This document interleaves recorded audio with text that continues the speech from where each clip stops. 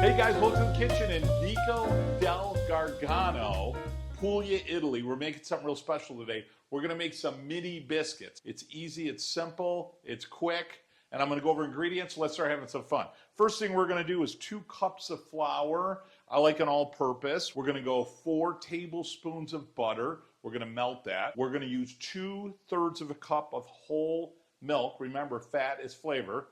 We're gonna use 3 teaspoons of baking powder, half a teaspoon of salt. We got some Sicilian sea salt there. That's going to be great. We're going to want a little scooper here, a little ice cream scooper if you can have it. If not, a couple of tablespoons will be fine. We're going to take baking dish with some parchment, and you want to preheat the oven 425 degrees. First, take your flour. We're going to do our half teaspoon of salt.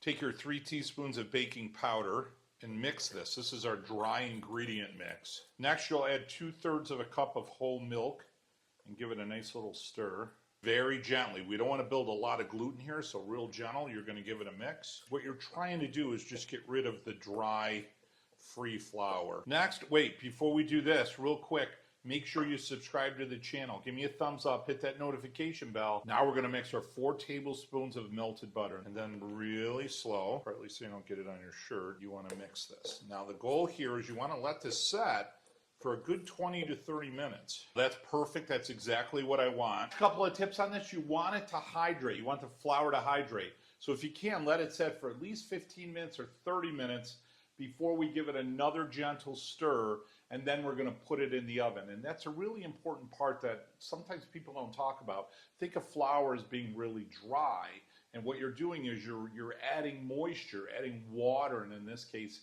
the milk, along with some fat, and that's going to absorb into that dry flour, and it's going to get to a level that you can't really see. And then as the moisture gets into the flour, and then it heats up and becomes steam, it actually opens up, as they say. It opens up your biscuit in this case. It'll make it lighter, fluffier, more tender than if you don't allow it to hydrate. It's been about 30 minutes. You're going to see the texture of this. See how it's a little softer? It's a little smoother. It's all incorporated. So the moisture and the fat has really had a chance to work around my dough. And now I want to make my biscuits. I'm going to take a scooper, or you use 2 tablespoons. And then what I'm going to do is just make it a little bit outside, and you want it rough. You don't want it smooth. You don't want to make it a ball.